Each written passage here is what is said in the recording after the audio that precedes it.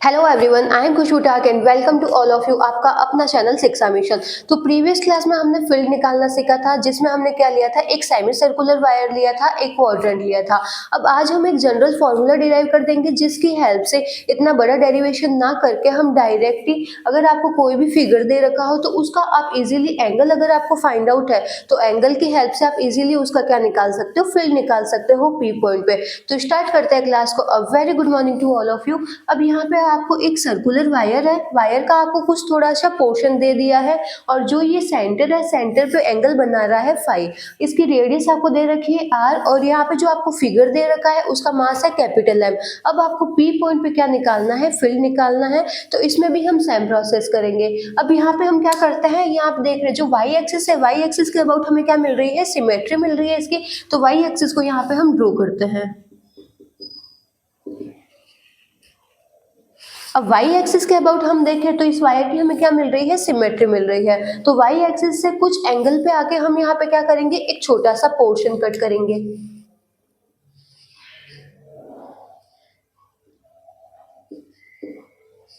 y axis से theta angle पे आके मैंने छोटा सा एक पोर्शन कट किया है। तो यहाँ पे जो ये छोटा सा पोर्शन कट किया है उसका अगर एंगल देखें तो उसका भी एक हमें बहुत ही स्मॉल एंगल मिलेगा, और वो स्मॉल एंगल हम कंसिडर कर लेते हैं d थीटा है। यहाँ पे हम क्या करेंगे, हमें p पॉइंट पे क्या निकालना है, फील्ड निकालना है। तो ये जो पूरा वायर है उस पर हम स्मॉल पोर्शन, छोटे छोटे पोर्शन कट करेंगे, उनका p पॉइंट पे फील्ड देखेंगे, और लास्ट में निकालने के लिए हम क्या करेंगे, सबको इंटीग्रेट कर लेंगे। तो इस टाइप से हमारे पास में p पॉइंट पे नेट फील्ड हमें मिल जाएगा। तो हम क्या करते हैं, y एक्सिस पहले ड्रॉ करते हैं। y एक्सिस इसलिए ड्रॉ कर रहे हैं क्योंकि y एक्सिस के अबाउट हमें क्या मिल रही है, इस वायर में सिमेट्रिसिटी मिल रही है। तो y एक्सिस से हम थीटा एंगल जाके हम क्या कर रहे हैं, एक छोटा सा पोर्शन कट कर रहे हैं, जिसका अपन को मास कितना मिल रहा है, dm मिल रहा है। तो ये अगर छोटा सा पोर्शन देखे कि p पॉइंट पे कितना एंगल बना रहा है, तो ये d थीटा एंगल बना रहा है। तो इसकी वजह से यहाँ पे हम देखते हैं फील्ड कितना बनता है, ये P पॉइंट है। अब जो फील्ड होता है, फील्ड की डायरेक्शन हमें क्या मिलती है, टूवर्ड द मास मिलती है। इसकी वजह से जो ये फील्ड मिलेगा वो आपको मिलेगा DE। अब यहाँ पे हम y एक्सिस के अबाउट सिमेट्री रखते हैं और y एक्सिस से थीटा एंगल लेते हैं। अगर इसके हम कंपोनेंट ले तो कंपोनेंट हमें क्या मिल जाएगा, y एक्सिस में कंपोनेंट मिल जाएगा इसका DE cos थीटा, और ये मिल जाएगा DE sin थीटा। अब जितना एंगल हमने यहाँ पे इस साइड में लिया है, अगर सेम एंगल हम y एक्सिस के ऑपोजिट साइड में ले तो उसका भी हमें क्या मिल जाएगा, DE मिल जाएगा, फील्ड DE मिल जाएगा फील्ड। और अगर हम उसके भी अगर कंपोनेंट ले तो उसका कंपोनेंट क्या मिल जाएगा, y एक्सिस में DE cos थीटा, और x एक्सिस में मिल जाएगा DE sin थीटा। मतलब जो ये साइन थीटा वाले कंपोनेंट है एक दूसरे को कैंसिल कर रहे हैं। फॉर एग्जांपल y एक्सिस से 10 डिग्री पे हम जा रहे हैं, y एक्सिस से 10 डिग्री पे हम यहाँ पे फील्ड निकाल रहे हैं, तो उसका x एक्सिस में क्या मिलेगा, DE sin 10, और y एक्सिस में DE cos 10। अगर हम ऑपोजिट डायरेक्शन में भी अगर 10 जाए तो ये कितना मिल जाएगा, DE sin 10, और ये मिल जाएगा DE cos 10। तो ये DE sin 10 से DE sin 10 आपस में कैंसिल आउट हो जाएगा। तो x एक्सिस वाले कंपोनेंट आपस में एक दूसरे को क्या कर रहे हैं, कैंसिल कर रहे हैं, जबकि y एक्सिस वाले ऐड हो रहा है। फॉर एग्जांपल 10 20, 10 10 को कैंसिल करेगा, 20 20, 30 30, 40 40। तो सेम एंगल पे जो हम कंपोनेंट लेंगे ऑपोजिट साइड में, वो एक दूसरे को क्या कर रहे हैं, कैंसिल कर रहे हैं। तो y डायरेक्शन वाले सारे कंपोनेंट ऐड हो जाएंगे और x एक्सिस वाले कंपोनेंट एक दूसरे को कैंसिल कर देंगे। तो यहाँ पे जो हमें नेट फील्ड निकालना है, तो नेट फील्ड निकालने के लिए हम कौन से कंपोनेंट को ऐड करेंगे, y एक्सिस वाले कंपोनेंट को ऐड करेंगे, और इसमें जो डायरेक्शन मिलेगी वो भी हमें क्या मिलेगी, y एक्सिस के अलोंग डायरेक्शन मिलेगी। E net is equals to integration of DE cos theta. कहाँ से कहाँ तक कर रहे हैं हम यहाँ पे, अब देख रहे हैं कि हम यहाँ पे पोर्शन कहाँ से कहाँ तक कट कर रहे हैं। तो ये y एक्सिस है, और ये पूरा एंगल हमने क्या एज्यूम किया है, फाई एंगल एज्यूम किया है।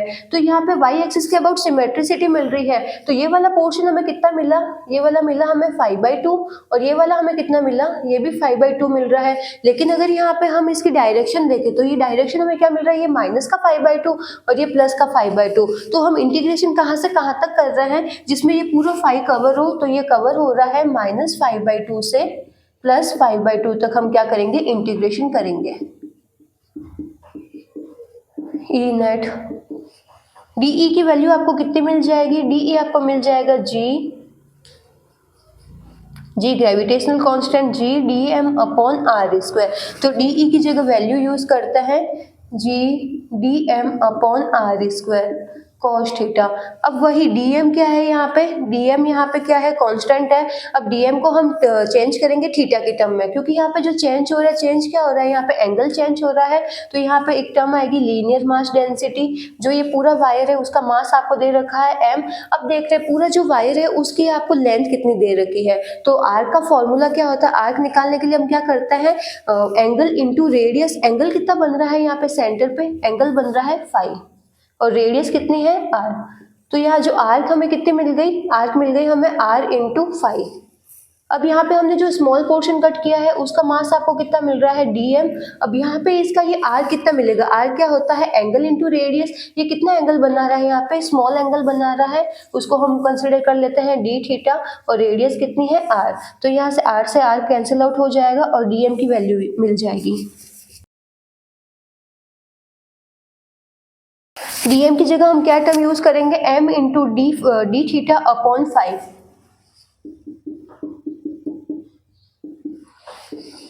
ई नेट आपको मिलता है, देखो g कांस्टेंट है बाहर आ जाएगा, r स्क्वायर कांस्टेंट है बाहर आ जाएगा।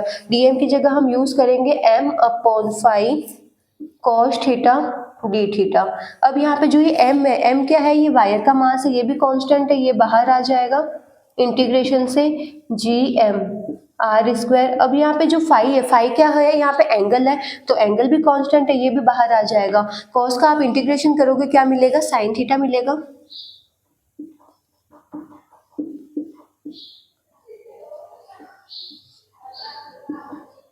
साइन थीटा लिमिट आपको लगानी है -5/2 से +5/2। अब क्या करेंगे, हम इसको सॉल्व कर लेंगे, upper limit minus lower limit. बाहर आपको टर्म मिल रही है gm upon 5r square, upper limit कितनी मिल रही है, साइन 5/2 माइनस, अब यहाँ पे आपको क्या करना है, साइन -5/2।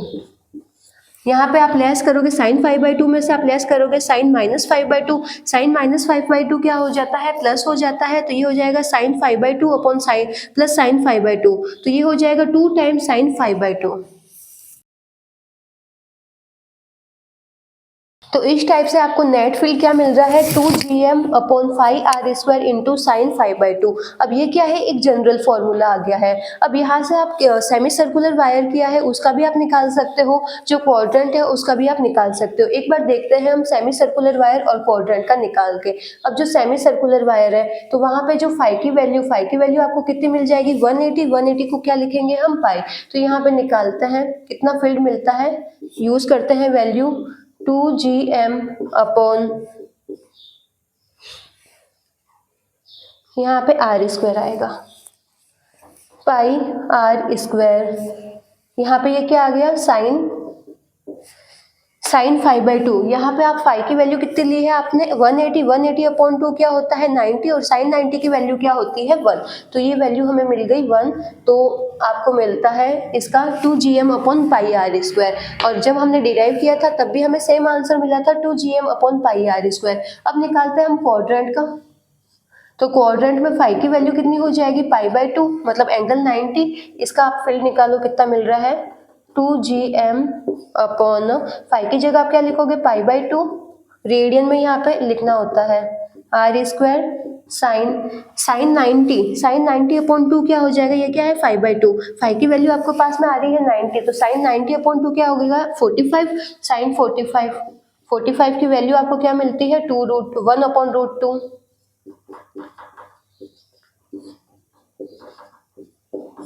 √2, तो ये एक रूट आपस में कैंसिल आउट हो गया। तो ये क्या मिल गया आपके पास में, 2√2 gm upon pi r square. तो इस फॉर्मूले को यूज करके अगर आपको कोई भी एंगल दे रखा हो तो उस एंगल की आप आराम से फील्ड निकाल सकते हो। अगर यहाँ पे आपको 60 दे रखा है तो यहाँ से फाई की वैल्यू आप यूज करोगे 60, साइन 60 अपॉन 2 30 की वैल्यू आप यूज करोगे, और इस टाइप से आप पी पॉइंट पे फील्ड निकाल दोगे। तो जिसको ये नोट डाउन करना है नोट डाउन कर लो, और बाकी के हम करेंगे नेक्स्ट लेक्चर में। Thank you.